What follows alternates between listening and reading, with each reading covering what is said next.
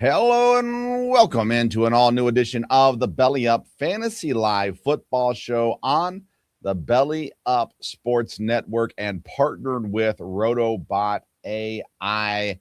We are 1 week into the fantasy playoffs. We are 1 week away from fantasy glory. We're so close to it right now, we can even taste it. It's a wonderful thing. I'm Vince Stover, host of the Sports Stove Football Show. I am joined tonight by the one and only senior writer at bellyupsports.com, Kevin Wilson. Kev, how you doing, man? I'm doing great, Vince. I've been looking forward to this. And as you mentioned, it's getting serious now. Playoffs. Okay. And so I am absolutely ready and just looking to see where we go with this one. It's going to be interesting. Yeah, last week was rough for me. So I had 3 fantasy playoff matchups, got beaten 2 of them. And it was an ugly one. Our league, the Belly Up League, there was literally nothing I could have done to win the matchup. The other guy just dominated me. Chris just dominated me last week. So congrats to him as he moves on to the next round. It was a tough one. Needless to say, to sit there and watch some guys fall short. Some other guys looked great, including guys that I was playing against. So that was no fun. But we're going to talk about that. We're going to talk about that in segment number 1. We call it the lead block.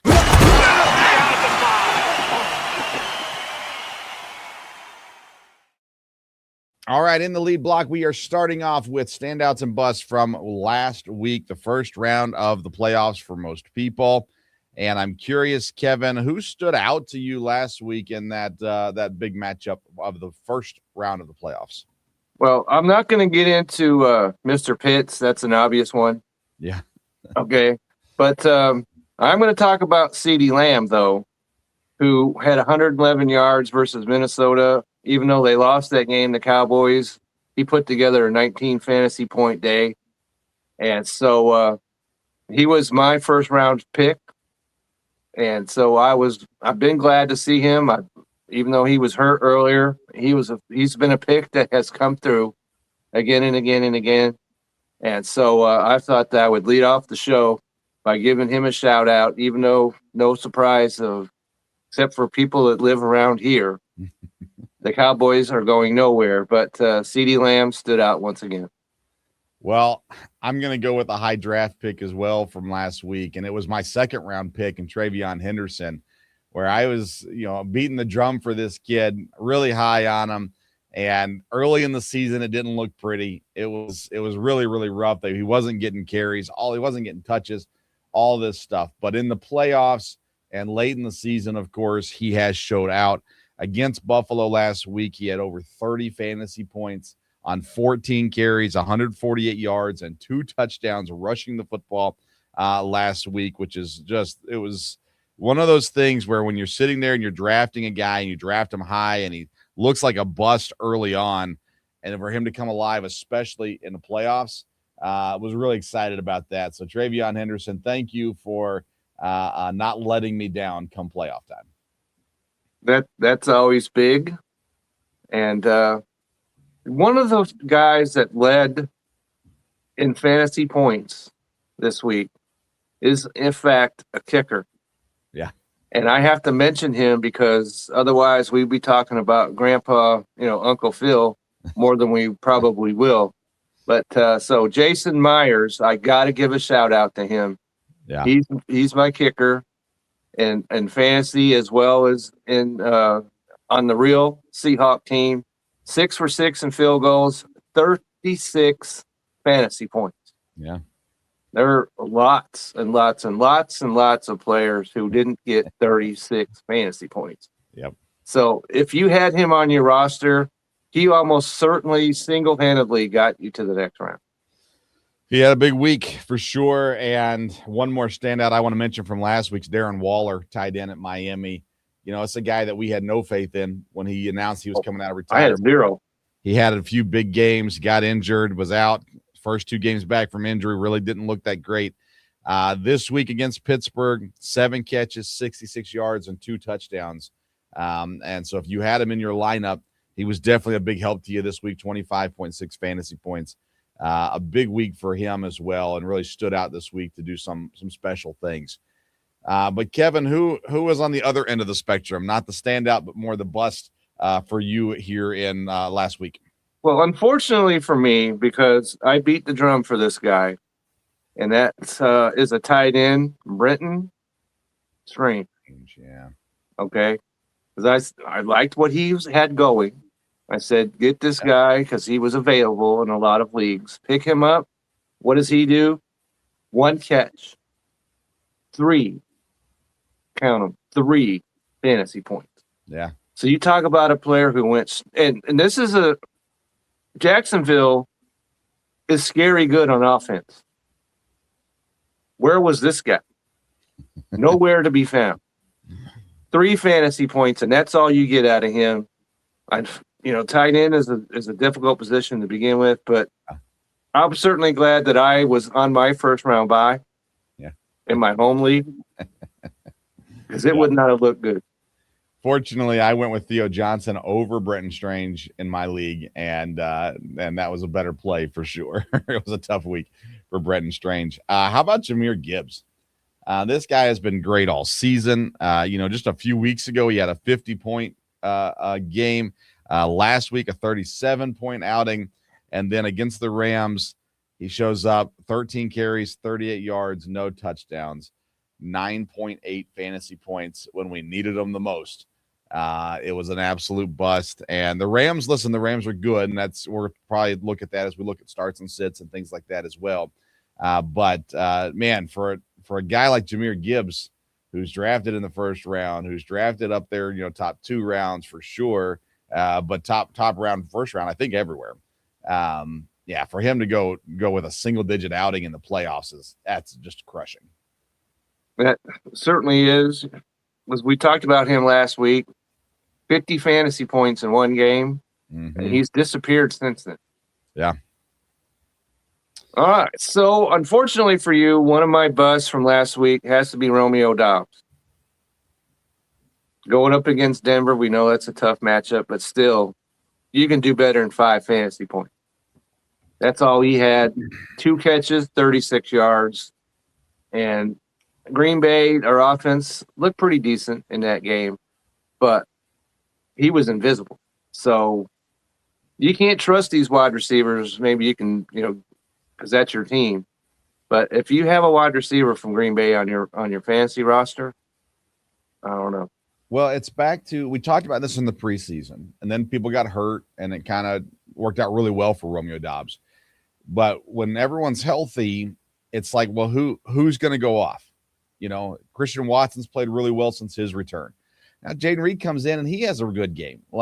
So it's the question is who is it who's going to get the big plays for Green Bay right now? And it's really kind of a crapshoot. You got to figure out if it's worth the risk, in some ways with these Packer receivers, because there's potential they go off for 20 plus, and then there's also potential they end up with 1 catch. So when you have that much talent on one team, and you have a system and a quarterback that's fine with throwing it to anybody that's out there, it really hinders you in fantasy world because you just don't know what you're going to get. And that's what's scary about Green Bay and their pass catchers right now, for sure. Josh Jacobs looked great. Like I said, Reed had a really good game. So there were guys who looked good, but there's always going to be, for every guy that looks good, there's going to be a guy that looks bad when it comes to the Green Bay offense. So, that was a hard one. All right, let's look ahead, though, now. We're into another week. Let's give a little prediction. We don't have to go too far on this because I'm sure starts and sits will play into this a little bit as well. But let's just go with one, if that's okay. One standout and one bust that you think is going to happen here in the second round of the playoffs. Who's the standout this week for you? Well, fortunately for me, as I mentioned, I was on my bye this past week because I have Jonathan Taylor on my fantasy team, who's been gangbusters until lately. But in the last 4 weeks, he's faced Kansas City, Houston, Jacksonville, and then the Seahawks. All top defenses. All of them. In fact, Jacksonville's number 1 against the running game, and Seahawks are number 2. So this week he's got the 49ers. That's not, they're not 28th. They're, in fact, they're 18th against the run, but they're at home. And so they're going to come up with a scheme where Uncle Phil's not going to be Uncle Philling this week, I don't believe. And so Jonathan Taylor is going to need to stand out, and I think he will. So if you've been rolling with Jonathan Taylor all this year, don't be afraid to put him in your starting lineup this week, because I am certainly going to do that. I like it. I'll go a little deeper. I'm going to go in the same game, though. Juwan Jennings is who I'm going to go with. San Francisco wide receiver. When you look at Pearsall, who looked good last week, he's banged up again. Jennings is healthy, and he's played well the last 2 weeks. The last 4 weeks, he's had 6+ targets. Last week, he had 2 touchdowns. He has 4 touchdowns over the last 3 games. Playing Indianapolis, and again, Indianapolis, they're not a bad team, of course, but they're 30th against fantasy wide receivers this year. So for my standout here this week, for me, it's Juwan Jennings and San Francisco. And I think that there's potential for a big game for him this week. Okay, so if we're going to switch over on the bus side, unfortunately for the guys because Baker Mayfield was one of the front runners for NFL MVP. Yep. Okay. That has come crashing down of late. Yeah. And that last game, it was okay. 277 yards and 2 touchdowns. But they're on the road. The division title is on the line. Carolina is number 7 against fantasy quarterbacks. I don't like this matchup at all. And it's just a question of which team is going to fold the worst. And I have no confidence in the Tampa Bay offense at present. And so if you've been thinking that Baker Mayfield was going to show out for you in your fantasy playoffs, I would see if there was another option available and look at that, because I don't believe in him in this game coming up. Interesting. Yeah, I like that he's got his receivers coming back and all that kind of stuff. I hope that he can get back to form. But I admit I have my doubts as well. All right. My bust for this week is a quarterback, Caleb Williams in Chicago. People are going to get excited because Micah Parsons is out for the year, and they're going to say, all right, they're going against the Green Bay defense. He threw 2 touchdowns against them 2 weeks ago, also an interception. He only scored about 15 fantasy points in that game. I think that the people are in for a rude awakening for what they're going to get from the Green Bay defense this week. And I think that we're going to see a very inspired defensive performance this week by Green Bay. In Chicago, it shouldn't be a high-scoring game anyhow. So I don't think there's going to be a lot of points put up. But that being said, the Packers defense, I think, is going to come in ready to play this week. And if I have Caleb Williams in my lineup, I'm pretty scared about that, considering what I think they're going to face. So for me, the bust this week is Caleb Williams from the Chicago Bears. And by the way, I meant to mention this, the bust from last week, Joe Burrow. Oh my goodness. Killing me. But there's not a bigger bust than Cincinnati, who they're 30-point offense. Oh, it was so bad. They had no point. Yeah. 0. There's no excuse for that. No excuse whatsoever. So there you go. Standouts and busts. Big week coming up in the fantasy football world. That's our lead block. Let's head over to the cover 2.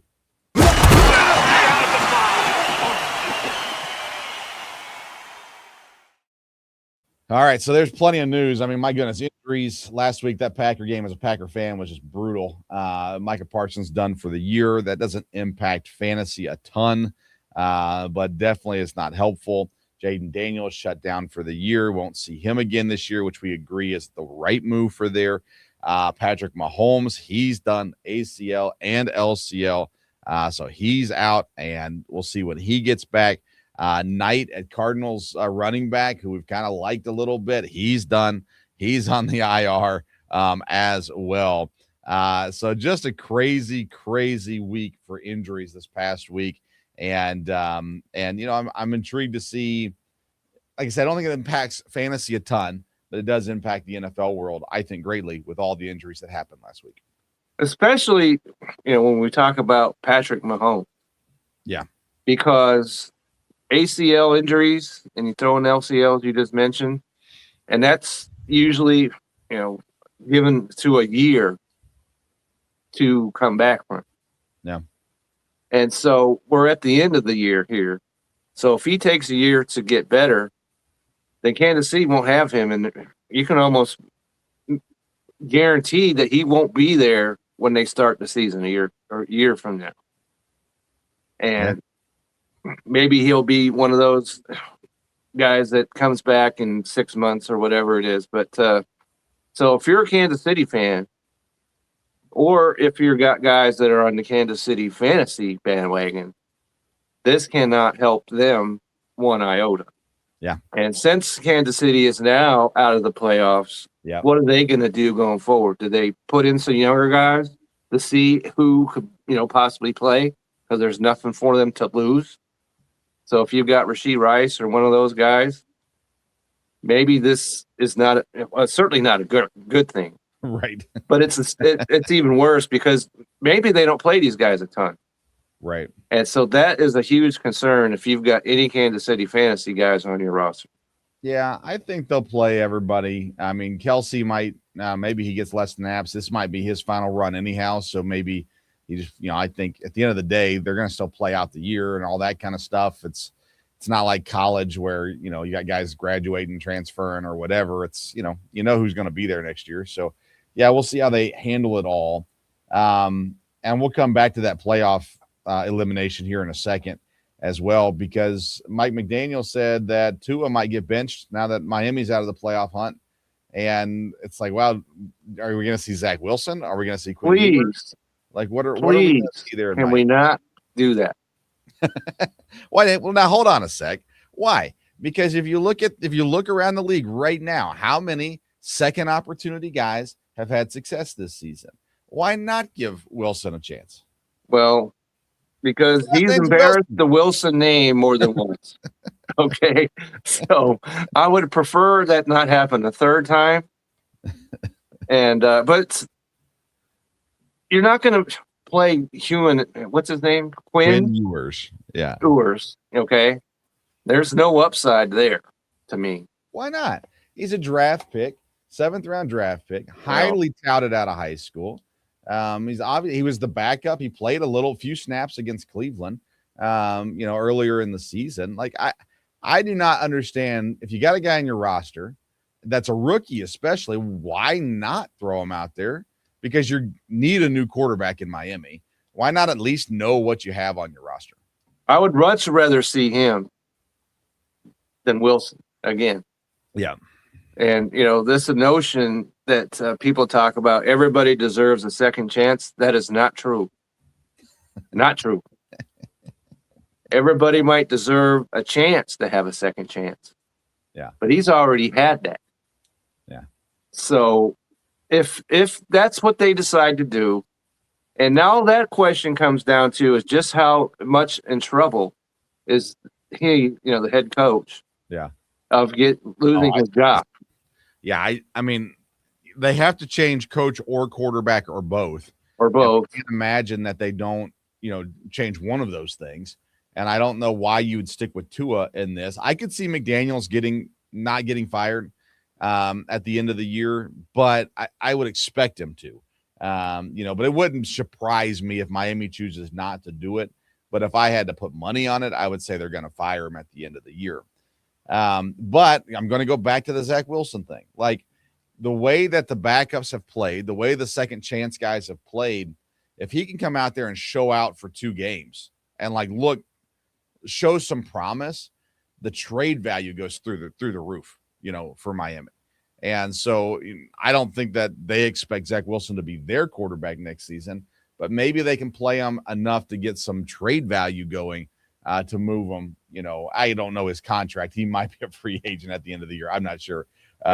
If he's not, that's why you play Zach Wilson over Quinn Ewers, is to try to build his trade market. Quinn Ewers is a guy that before the start of the college football season last year Some thought he was going to go in the first round. He ends up in the 7th round. Clearly not a first-round quarterback, but he has talent somewhere. Can you unlock it is the question, I think, there. Let's get to the playoff thing, though, because Denver clinched. They are in. There's no question about that. New England's about to clinch. Jacksonville's about to clinch. Chargers and Buffalo are about to clinch. And then you've got Pittsburgh, who's going to win the division. Obviously, it's going to be them or Baltimore. And then you've got the South, Houston and Indianapolis, and the wild card spots as well. So right now, Indianapolis is the team on the outside. Indianapolis and Baltimore, the only teams that can still make the playoffs that are not currently in the top 7 seeds, that are fighting for those final spots. Houston, a game up on Indy. Buffalo, 2 games up on them as well. So, we're getting a lot closer now. We only have a couple games left, 3 games left. But at the end of the day, the American League is definitely is definitely almost locked in. It feels like it does. And Houston, no matter where they play or who they play, they're a dangerous team. Yeah, especially that offense continues to show up. Good. Yes, CJ, Stroud. Mm-hmm. He had a good game this past week. Yes, he did. If he can step up and be the quarterback that he was a couple of years ago, they stand a chance against anyone. Yeah. There is one team in the AFC that has yet to lose to a division opponent. Do you know who that is? I'm going to say Denver. In that division, but not Denver. It's the Chargers. Chargers, the only team to not lose in the AFC, to have an undefeated record against their division. They have 1 game left in the division still. But so far, 5-0 on the year, 8-2 in the AFC, by the way, which is the best record in the AFC again against the conference there as well. Whereas Denver 7-2, New England 6-3, Jacksonville 7-3, Pitt 7-3, all the other guys in that 7-win category. So Chargers looking good out there in the West, even though they will not win the division. They've got, they're a really good team too. You can look at this AFC right now. Denver, I don't trust them to win the Super Bowl, but they've had a great season. New England, I don't trust them to win the Super Bowl, but they've had a great season. Yeah, they had their chance this past weekend. Yeah, yes. Jacksonville, I don't trust them to win the Super Bowl, but they're having a great season. Pittsburgh, no, I don't trust them at all. Then you get down to 5, 6, and 7 right now in the AFC. You've got the Chargers, who have a quarterback, who now have a healthy running back, that have had a very good season. And like I said, best record in division and conference. And then you've got Buffalo, who I know they always lose games they're not supposed to lose, but you cannot tell me that Buffalo's not scary. And then the third team is what you brought up, Houston. The defense is incredible. When they're playing that good, the offense just has to be okay. And they've been more than okay recently as well. So I'm more scared of 5, 6, and 7 than I am 1 through 4 in the AFC right now. Yep. So I'm right there with you on of those teams, especially the Chargers. And the Chargers are a team that lose games that they shouldn't. True. And they sleepwalk when they shouldn't. Yeah. But with Harbaugh as their coach, I don't think that's a concern. Yep. And the quarterback goes out there and he's got, he had a hand that had surgery. Yeah. On Monday. Yeah. Then goes out there and plays on Sunday. Yeah. And so we know what he's capable of. And it would not be surprising to me if the guy that comes out of the AFC to the Super Bowl is one of those 3 teams you just mentioned. Yeah, and for me, with the Chiefs being eliminated, there's not a team in the AFC that I go, I really don't want them to be in the Super Bowl. Like, I don't hate the Chiefs. I'm just tired of them. And so I'm excited to see something different. I wouldn't love to see Pittsburgh in the Super Bowl. I'll be honest. I wouldn't love to see Aaron Rodgers in the Super Bowl. But I really don't think I'm going to have to worry about that. So I look at it and go, man, if Houston could make it, I think that'd be so cool. Josh Allen, James Cook, what he's been doing this year, I'd be very fine with Buffalo being there. Let's see if they can get another wide right situation.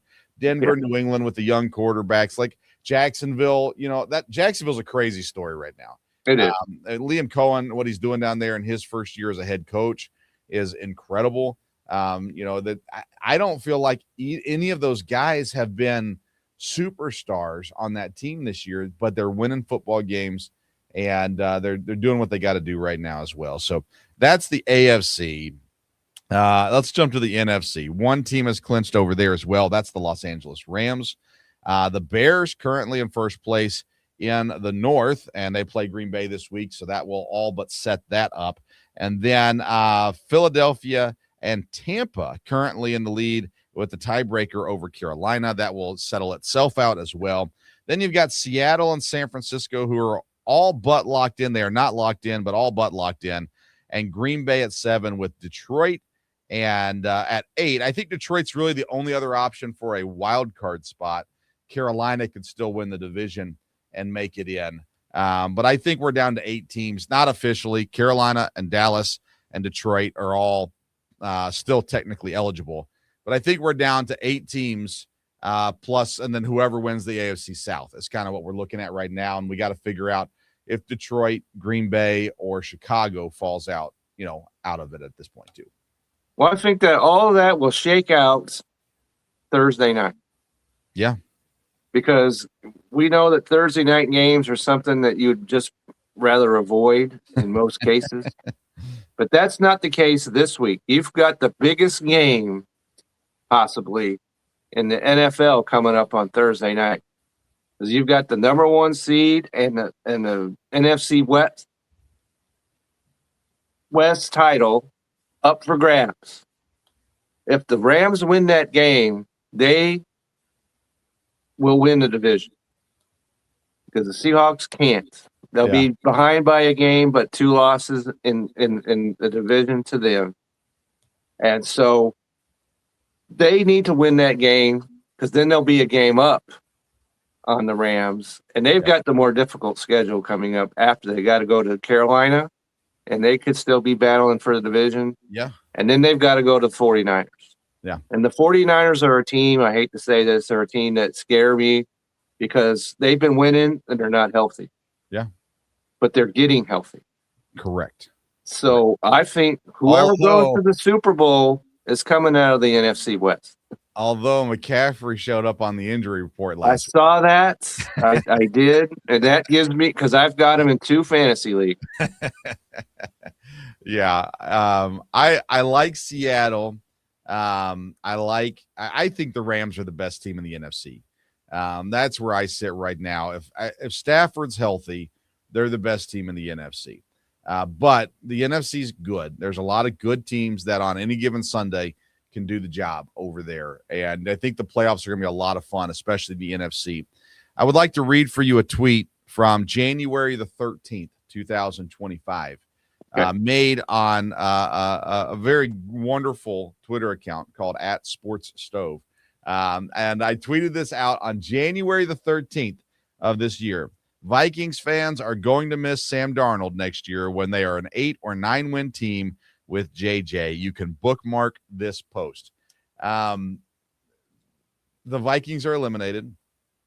Seattle's in a very good spot right now. And you cannot tell me that if Sam Darnold was on the Vikings, they would not be fighting for first place in the NFC North right now. Like there's nothing you can say to me that will make me believe that the Vikings are better off now than they were if they had Sam Darnold on their team. All because he screwed up in the playoffs. Vikings fans said we want nothing to do with him. And I was like, you just won 13 games. You're in a place that you haven't been in a long time, and you're mad. And you want to go with basically a rookie that I promise you is not the answer. They did not appreciate that response from me. But I bookmarked my own tweet and said, this is going to be important come into the football season. And as I look at the NFC standings and I see Minnesota at 6 wins and eliminated from the playoffs, you cannot tell me Vikings fans are happier right now than they were with Sam Darnold last year. Absolutely not, because I could speak because he's on the Seahawks, obviously. Yeah. And we're going to find out in this game coming up because Sam Darnold against the Rams threw 4 interceptions. Hmm. It hasn't looked like Sam Darnold earlier in the season since then, really. Yeah. And so can he get this together against the team that's his kryptonite? Yeah. And we're going to find out. Yeah. And because even if But you they know what? lose, the Seahawks are going to make the playoffs. Yes. You're And gonna they're a dangerous Sam team Darnold, even on the road. you're gonna get to find out what Sam Darnold, what he does with another opportunity in the playoffs. The Vikings will not get to figure out what JJ McCarthy does in the playoffs. And those that are out there saying, but look what he just did a couple of nights ago. Doesn't matter. It was against the Dallas Cowboys. Full stop. Doesn't matter. Yep. Full stop right there, because a couple weeks before that, the Minnesota Vikings went into Seattle. And what happened? They got shut out. Yeah. And the Dallas Cowboys gave up 34 points to them. Yeah. Yeah. One team in the NFC is undefeated in their division. Do you know who it is? I'm going to say Bears. No, the Bears are 1-3 in the division. Oh, I'm way off then. The Packers are 4-0. The Packers. That should have been an easy answer right there. Yeah, they play the Bears this week. They play the Lions on Saturday. Which let's face the facts here. The NFL have already shown that they're better than the NBA on Christmas Day. They crushed the NBA. Yeah. Okay, so then they said to themselves, let's crush the college football playoffs while we're at it. Sure. And play some Saturday games. Yeah. Okay. So it's going to be interesting to see what the numbers are there. Not only play games, let's play one of the oldest rivalry games in the league. If not the oldest, I think the oldest rivalry game in the league. I believe it is. Yeah. Yeah. Yeah, let's do that. One that is first place versus a half game out second place in the division. One that has massive playoff implications. Yeah, let's throw that one out there prime time on Fox Saturday night. The other game is Eagles Commanders, which when they scheduled it looked like it could be a really good game. It's right, and that's what I'm saying. That's another, NFL saying screw you to the college football playoffs. Yeah. Yeah. Because they thought that was going to be a divisional game, maybe first place on the line. Yeah. And so that doesn't matter at this point. Fun stuff. But that Bears Green Bay game, and and you're up there in the Midwest right now. Yep. And I grew up in Indiana, so I know full well what kind of weather is awaiting these guys. Oh, for this game. Saturday, 40 degrees, my friend. 40. Yeah, it's going to be okay. So that's absolutely beach like then. Yeah.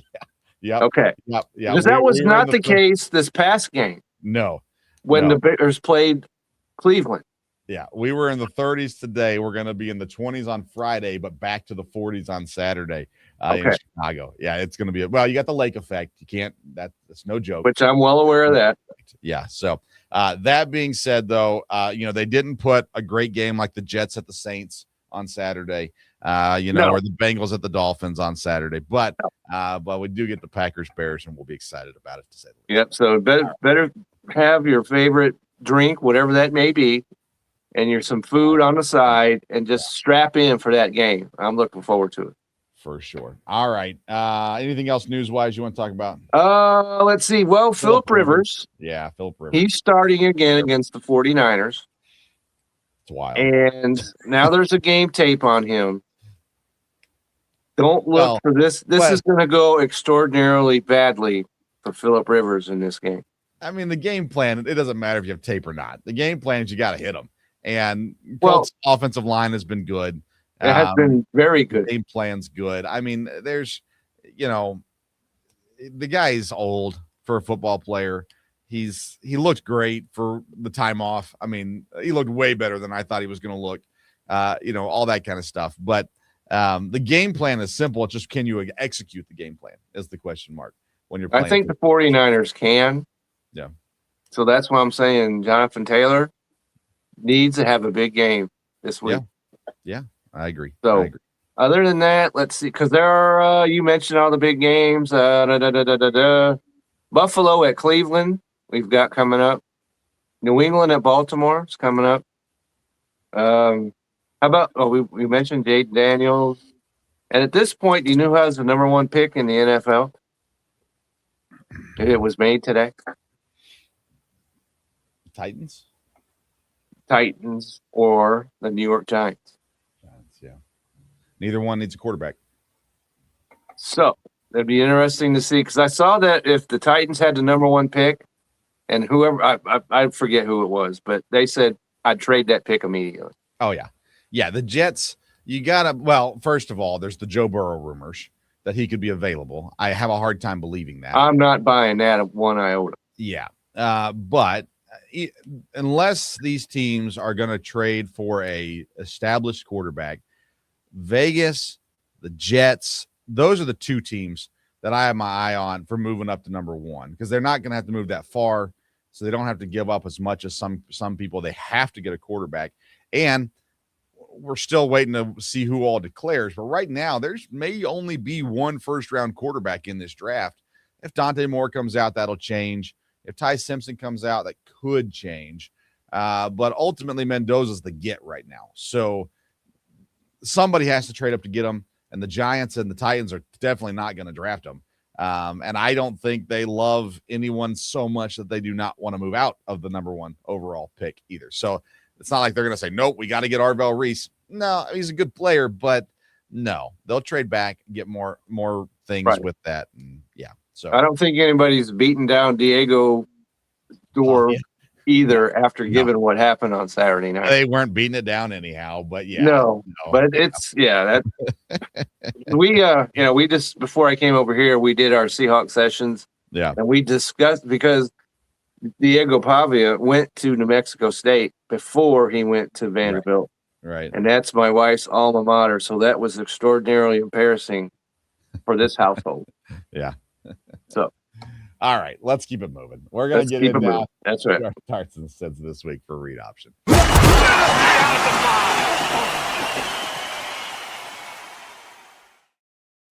All right, for our starts and sits this week, we're doing a little different than we've done this season. We're going to kind of run through, give you a quarterback, a running back, a receiver, a tight end to start, and then we'll give you a couple sits as well. So let's start at QB, Kevin. Who's starting this week at QB? Well, we mentioned him a little bit ago. That's Justin Herbert. If you've got him, and he's got another game to recover, and he's going up against, Dallas. There's never a better matchup if you need some fantasy explosion than the Dallas Cowboys. Yeah. And so he ranks number one on my quarterback list. If you've got him, get him into this game. He's going to have a big game this Sunday. Yeah, that's who I had too, was Justin Herbert. I'll throw Jared Goff's name out there because he's playing Pittsburgh, the 25th ranked against quarterbacks. But for me, it's Justin Herbert. It's a clear cut. Have to play him. This is a team, the way that they set up. By the way, I looked up Justin Herbert on Rotobot AI, who's partnering with us here on the show.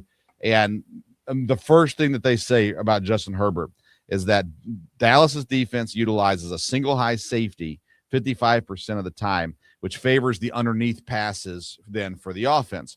Well, Herbert throws screens 13% of the time. And so you're already getting these short passes and these things. And he also throws short curls 14% of the time. So you're looking at 27% of the time already, not when he's playing Dallas, just naturally he's throwing more shorter passes, which plays into what the defense is doing at Dallas right now, or works for LA with the way that Dallas plays. Obviously, anytime an offense is playing Dallas right now, we're all in. We're saying, yeah, let's do it. All in. And so Rotobot AI has Justin Herbert as their QB1 this week, and I've got him up there close to the top. He's maybe not be QB1 for me, but he's QB1, 2, or 3 for me. And against Dallas, he's a must start this week in your fantasy playoffs. Absolutely with you. Yeah. All right, running back. Who are you going with running back this week? Running back, I'm going to go with Chase Brown. Okay. And even though it was a complete and abject disaster, as we just mentioned, he still rushed 13 times for 53 yards and has had double-digit fantasy points in the last 5 weeks. Yeah. So he has come alive. We were having questions about him, but He's come alive. Miami is number 22 against fantasy running backs. They've got strengths in their defense, but it's not the running game. So if I have him, despite all that happened this past week, Chase Brown needs to be in your lineup. I like it. I'm going Bucky Irving in Tampa. They're playing Carolina. Carolina is 24th against fantasy running backs this season. Bucky Irving's 41.5% run share right now in Tampa. His passing game, he's always going to get you a couple, 2 to 3 catches per game too. And you know he's going to catch them because they are 100% of the time, literally 100% of the time, screen passes. And so you know he's going to catch them. And again, looking up at Rotobot AI, we're at 5.35 yards per carry, 90% catch rate on his catches, projected this week to be a very solid play at running back this week, and a great matchup for him here. So a great RB2 this week, Bucky Irving there as well. All right. I had him on my list in case you went with a running back that I already had. Yep. So he was on my list as well. Thinking the same. All right, wide receiver this week. Who are you going with?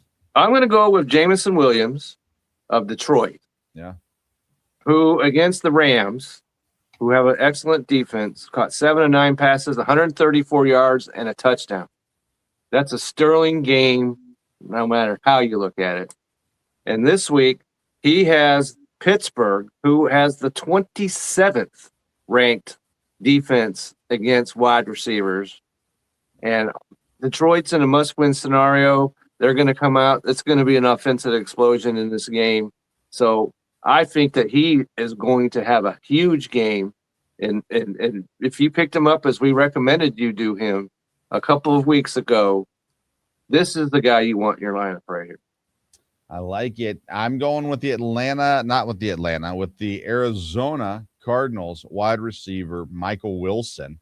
Got to get those Wilsons in there, Kevin. Got to do it. Atlanta is 24th against fantasy wide receivers this year. And again, I looked him up on Rotobot AI, and Rotobot AI tells me that he's commanding 19.5% of the target share right now in Arizona. He has accounted for 30.6% of air yards over these last 4 games. Now, there's a chance Harrison's back this week, but I really don't think it's going to hurt Michael Wilson a whole lot. He has a great relationship with Brissett. He's doing the right things there in Arizona, and Arizona loves to run these trips formations where you got the 3 receivers, and then out of that triple formation, you got the different routes and options that come from it, which create space, create opportunity, and they've done really, really well with Michael Wilson. He's been great over this 4-game stretch. I like him a lot this week with that matchup against Atlanta there as well. And I think actually if Harrison comes back, it actually helps Wilson more than it hurts him this week because it'll make basically Atlanta has one good cornerback. They are going to have to go over and guard Harrison to some degree at that point too. So I like Michael Wilson this week against Atlanta. Okay. All right, tight end this week. Who are you going with? Okay, so Kyle Pitts is the obvious answer here. So I'm not going to do that. I'm going to go with Dallas Goedert of Philadelphia. Okay. Who had 2 touchdowns in his last game and goes up against the 30th ranked Washington Commander defense against tight ends. And Philadelphia has everything to play for in this game. And Jalen Hurts got some things going together this past game. So I really like him coming into this game, even though the Commanders, they're not going to make a game out of this. But Dallas Goedert is a guy that if you have a tight end problem and you can get him and you've got him, get him into your lineup. Well, I'm going to go with Darren Waller. I mentioned him earlier. He's playing Cincinnati. Cincinnati's 32nd, last place against tight ends this year. I'm a little worried if they don't play Tua. I think they're going to play him this week, but that concerns me a little bit. But everything that Miami does, Darren Waller, when he has played, has been very, very good. Multiple touchdowns in multiple games. So I love Darren Waller this week against Cincy. And the playoffs, that's the kind of play I go, okay, this is perfect. Like he's playing the worst team in the league. This is exactly what I needed when I claimed Darren Waller on waiver, earlier this season. So I'm going with Darren Waller this week at tight end. All right, let's talk about some benching guys I've got 3, Kevin. How many guys are you benching? I've got 5 here, depending on who you go with. All right, why don't you start us then? Who's first? Okay, so unfortunately for me, my first sit is going to be Kenneth Walker of the Seattle Seahawks, because he had 17. Let me put that back out there. 17 yards rushing. Yeah. And this is the number 1 running back for the Seattle Seahawks. That's not going to get it done. And the Rams are the number 2 defense against running backs. So this does not look good at all. If the Seahawks are going to win that game, they're going to have to find a way to do it other than Kenneth Walker. Yeah. I don't like him in this game. I don't trust him in this game. So keep him far away from your fantasy lineups this week. Okay. I'm going to go with Travis Etienne in Jacksonville. They've been playing really great. He's been playing really great. 4 out of the last 5 matchups, he's had 20-plus fantasy points. But Denver, number 1 against fantasy running backs this season. Denver is a little, I think, maybe having something to prove after last week. They didn't really play that great on defense last week. I think that if Jacksonville wins at Denver, it's going to be not because of Etienne. So I'm benching Etienne this week, and that's I think kind of a bold move in the playoffs with a guy that's been so good, especially last week at 30-plus points. But last week he played the Jets. The week before he played the Colts, which are fine but not great. He had 2 touchdowns in that one. So I'm benching Etienne this week against Denver. Okay, that's not that bold. I could see doing that. Okay. All right. So sorry, Brian. Uh-oh. Okay. But I'm sitting, if you've got Jackson Dart on your fantasy team, you want him on your bench this week, even though he played pretty well in his last game. But Minnesota, has the number 4 defense against fantasy quarterbacks. Yeah. And they just got done playing Dak Prescott. And I'm sorry, Jackson is not yet Dak Prescott. Yeah. And so I'm not going to sit there and put my fantasy fortunes on the line with Jackson Dart unless there's absolutely no one else to play. Yeah, well, that fits perfectly, Kevin, into mine, because I thought you were going to take mine for a second. But I'm going Jackson Dart's number 1 target and Wan'Dale Robinson. I've got him benched this week, too, because while Minnesota is 4th ranked against the quarterback, they're number 1 against fantasy wide receivers this year. That's not a good matchup for New York this week. Wan'Dale Robinson has played very good football this season. Last week, he had 5 catches and a touchdown. Their last game before that, he had 7 catches. And then against Detroit, 9 catches and a touchdown. But for me, against Minnesota, I don't like the matchup. J.J. McCarthy stinks, but the defense does not. And I don't like the Giants this week against Minnesota in fantasy world. So I'm benching Wan'Dale Robinson just as you're benching Jackson Dart. Okay, that makes all sense to me. And so another one that has been hit or miss is Emeka Egbuka. Ooh, yeah. Okay. Who had 10 fantasy points against Atlanta. Yeah. Not great at all. Carolina is number 6 against wide receivers. And we talked about the problems that Baker Mayfield is having at quarterback. So I don't like him at all going into this game. When it comes to wide receivers, you may not have a choice, but if you do have one, I'm sitting Egbuka in this game. So I'm with you. I'm actually starting Michael Wilson over Egbuka in the league that I'm still in this week. And that was a tough choice for me because I've got Egbuka on all my rosters. I've loved him all season. I've been on it from day one with him. This one was a hard one for me to do when I put it in the lineup. I put Michael Wilson in over Egbuka. It was very, very difficult for me, but that's the choice I'm making too. So I'm with you 100% on that. And for the record, then that tells you that when I said I'm starting Michael Wilson, I mean it. I'm starting Michael Wilson, and so I'm in on that. My last bench is Harold Fannin Jr. and Cleveland.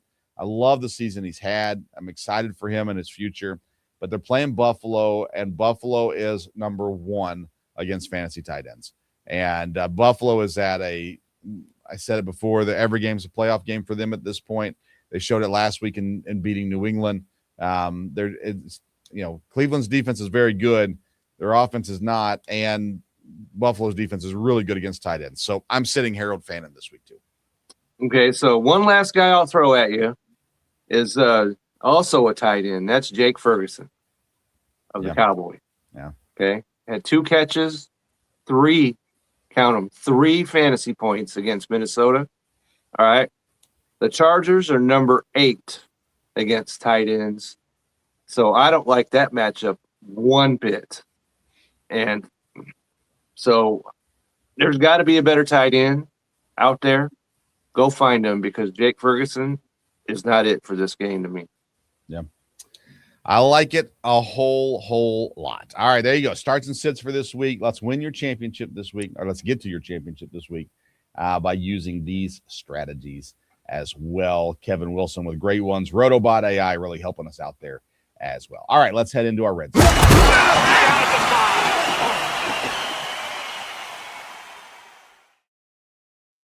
All right, for the red zone, we typically do some waiver wire ads. Kevin, do you have some waiver wire ads for us this week? I do. Okay. And this is also unfortunate given who I support. But the guy that I'm going to absolutely put spotlights on all over the place, you need this guy. If he's available, go get him. And that's Colby Parkinson, the LA Rams tight end. Okay. Had 2 touchdowns against the Detroit Lions, who are 9th against the Pats, tight ends. Yeah. Okay. Goes up against Seattle. They are 28th when it comes to defending tight ends. And they're saying that Devontae Adams may not play, most likely will not play. So this puts him up there as the number 2 receiver in the Rams offense. And the Rams, of course, Puka is their top wide receiver, but the Seahawks are one of the top defenses when it comes to defending the wide receiver 1 of another team. So I think that matches up well for the Seahawks there, but they are awful against tight ends. So I think Colby Parkinson could have a big game. So if you need a tight end, get him. So on Rotobot AI, I have my Belly Up Fantasy team connected to the app. So it pulls up my roster. It gives me advice for the guys on my roster. So when you said that, I pulled it up on Rotobot AI real quick. And so it says, for me, my weakest position, it says, is tight end. So I got Theo Johnson and Darren Waller currently on my roster in the Belly Up Fantasy League. And so what they say is Colby Parkinson stands out as the best pickup. He's the Rams starting tight end after injury to Tyler Higbee. Strong red zone role and 6 touchdowns in the last 6 games. His high target share and efficiency make him a reliable streaming option to bolster your thin tight end depth. So they're with you 100% on that one. And I love, by the way, I literally pulled the app up right as Kevin was talking, and that's how quick it came up. And they agreed 100% with Kevin on there too. The app's really cool at Rotobot. You just download the app, Rotobot AI, and if you use code BELLYUP, you're going to get a free week access to it. We're at the end of the fantasy football season, so if you're still in it, get your free week. Use it to your advantage this week. And just there's so many cool things about it. I'll talk about it more in a moment, but I thought it was great that it matched up with what you were saying. And the best part about it is he's at 10.5% rostered. Okay. So we're not talking about a guy who's 78% rostered or any of that nonsense.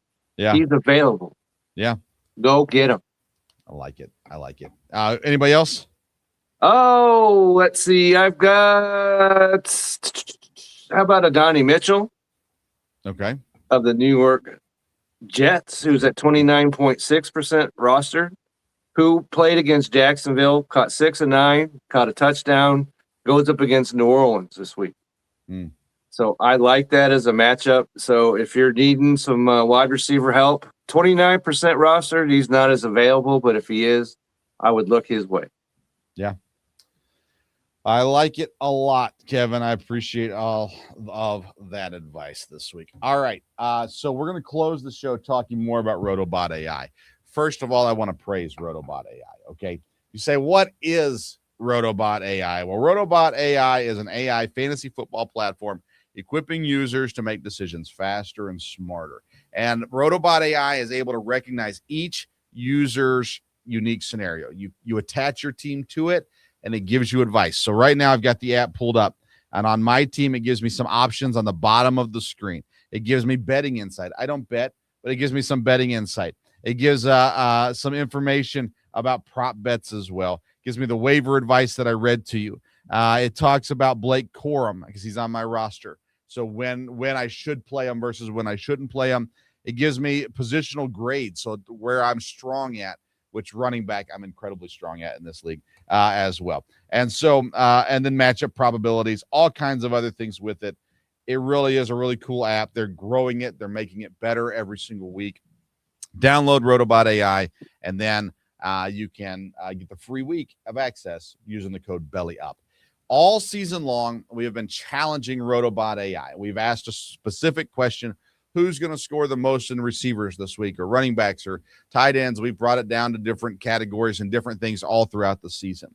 Where we currently sit, we're not doing one this week because Brian's not with us. I want to give him one more chance. But where we sit this week, Kevin won last week. We did the highest scoring kicker. Kevin had Jason Myers, so he beat the bot last week.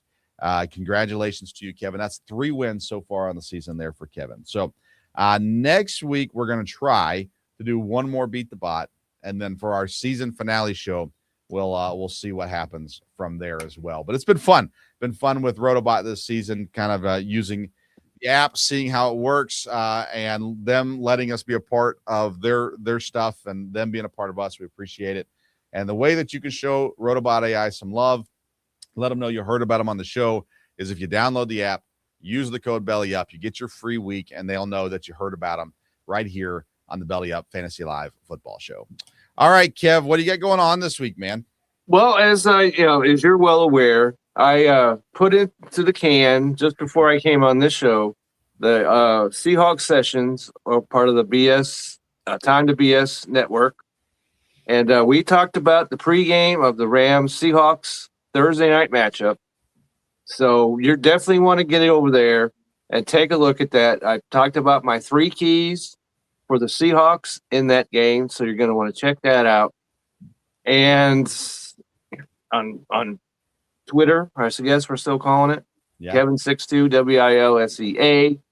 And you can throw me questions. I got guys sending me their lineups and saying, hey, what do you think I should do? So I'm kind of the mini robo over here. So just throw me any questions. I'm more than willing to help you out. And there will be some articles, because last week I was kind of on sabbatical a little bit. But there will be some articles coming out this week. You can be real sure about that. So you're going to want to get over to the Belly Up website and check those out before the games begin. Yeah. How about that? I like it.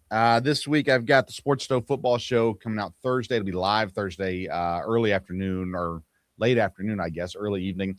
And we'll get you ready for the football weekend. We'll be talking college football playoffs, NFL playoffs, all that kind of stuff as well. So looking forward to that. Still working on getting some more draft content out on the Sports Stove Media YouTube channel.